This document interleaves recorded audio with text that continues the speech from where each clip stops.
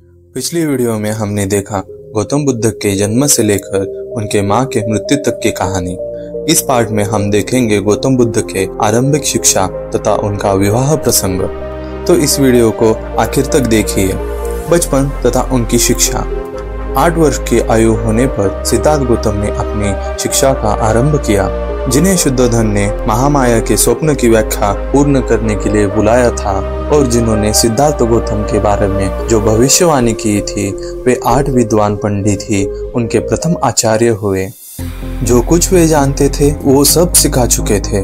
तब शुद्धोधन ने उच्चुव देश के पंडित जो उच्च वेद, वेदांग तथा उपनिषदों के पूरे जानकार सममित्त को बुलावा भेजा।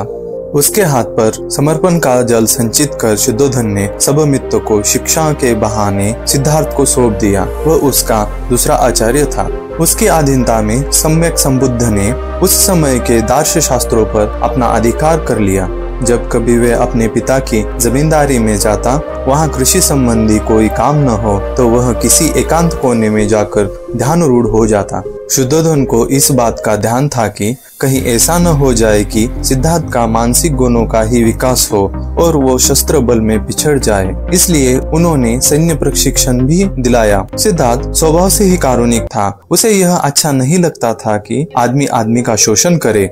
सिद्धार्थ ने हमेशा से ही प्रथा का पालन किया। वह अपने हाथों से हल जोता था। हालांकि वह विद्वान था, लेकिन उसे शारीरिक श्रम से घृणा नहीं थी। उसका कुल क्षत्रिय था। उसे धनुष चलाने तथा अन्य शस्त्र प्रयोग की भी शिक्षा मिली थी। उसका बचपन बहुत ही ज्यादा करुणामय था। अगर आपको मेरा वीडियो अच्छा लगता है तो आप मेरे चैनल को सब्सक्राइब कीजिए, लाइक कीजिए और मुझे ऐसे ही वीडियो बनाने के लिए मोटिवेशन मिले, इसके लिए इस वीडियो को अंत तक जरूर देखिएगा। एक बार की बात है, वह अपने खेतों में गया था। विश्राम के समय वह एक वृक्ष के नीचे लेटा था। प्राकृतिक शांति और सौंदर्य का आनंद लूट रहा था। उसी समय आकाश से एक पंछी उसके ठीक सामने आ गिरा। पक्षी को एक तीर लगा था जिससे उसे बींद दिया था और उसके कारण वह तड़पड़ा रहा था। सिद्धार्थ उसकी सहायता के लिए उठ बैठा। उसने अपना तीर निकाला, जख्म पर पट्टी बांधी और पीने के लिए पानी दिया। सिद्धार्थ को आश्चर्य था कि इस असहाय पक्षी को किसने बींदा होगा। शीघ्र ही उसका ममेरा भाई देवदत्त वहां आ पहुंचा। उसने कहा, एक पक्षी घायल हो गया था। कुछ दूर उड़कर वो वहीं आसपास गिरा था। उसने सिद्धार्थ से पूछा, क्या तुमने उसे देखा है? सिद्धार्थ ने हाँ कहकर स्वीकार किया और वह पक्षी भी उसे दिखाया, जो बहुत अच्छा और स्वस्थ हो चला था। देवदत्त ने मांग की कि उसका पक्षी उसे दे दिया जाए, लेकिन सिद्धार्थ ने इनकार किया। दोनों में घोर विवाद हुआ। सिद्धार्थ का कहना था, जो किसी की रक्षा करता है वही उसका स्वामी होता है। हत्यारा कभी किसी का स्वामी कैसे हो सकता है? मामला न्यायालय तक जा पहुंचा। न्यायालय ने सिद्धार्थ के पक्ष में निर्णय दिया। बोधिसत्व का आरंभिक जीवन कुछ इस प्रकार ही था। गौतम बुद्ध का विवाह प्रसंग। दंडपानी नाम का एक शाक्य था। यशोधरा उसी की लड़की थी। अपने सौंदर्य और शील के लिए वह प्रसिद्ध थी। यशोधरा अपने 16वें वर्ष में पहुंच गई थी और दंडपानी को उसके विवाह की चिंता ने घेर लिया था।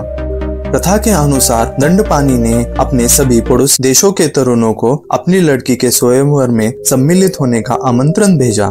सिद्धार्थ गौतम के नाम पर भी एक आमंत्रण आ गया। सिद्धार्थ का भी 16वां वर्ष पूरा हो चुका था। सिद्धार्थ के माता पिता ने उसे स्वयंवर जाने के लिए कहा और सिद्धार्थ ने भी उनका कहना माना। समस्त तरुणों में से यशोधरा ने सिद्धार्थ गौतम को ही चुना, पर इससे दंडपानी बहुत प्रसन्न नहीं था। उसे उन दोनों के दाम्पत्य जीवन की सफलता में संदेह था। उसे लगता था कि सिद्धार्थ को तो संतों की संगति पसंद आती है, उसे तो एकांत प्रिय है। वह एक अच्छा सद्गृहस्थ कैसे बन सकेगा?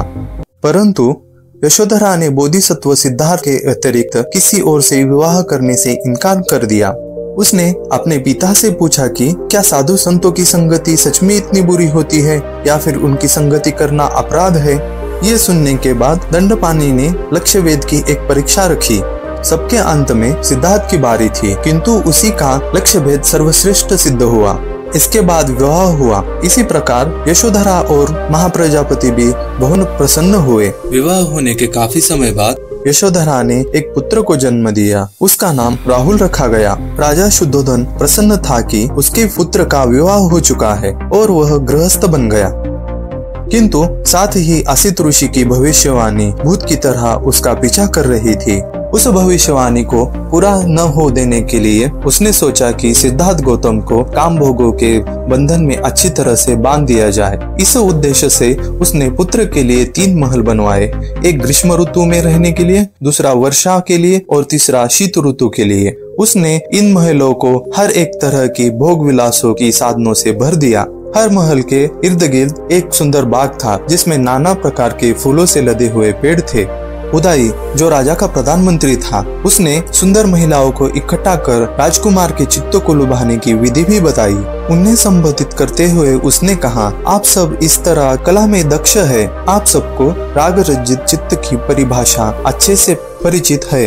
आप एक सुंदर एवं आकर्षित है। आप सब अपने कौशल्य में कुशल है। आप अपने चातुर्य से उन ऋषि मुनियों को भी जीत सकती है जो काम माने जानते हैं। आप उन देवताओं को भी जीत सकती है जिन्होंने केवल दिव्य लोक की अप्सराओं को ही लुभाया है। अपनी कला, अपनी चतुराई, अपने आकर्षण से पुरुषों की तो बात ही क्या, आप स्त्रियों तक को भी मोहित कर सकती है। इस तरह निस्संदेह ये वीर भी महान है, लेकिन इससे तुम्हें क्या, स्त्री का बल भी तो महान होता है। यही तुम्हारा दृढ़ संकल्प होना चाहिए।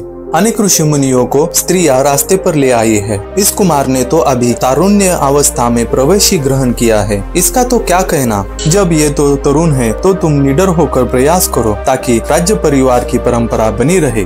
उदाई के शब्द उन स्त्रियों के हृदय को छू गए। उन्होंने राजकुमार को वशीभूत करने के लिए अपनी सारी शक्ति लगा देने का निश्चय किया।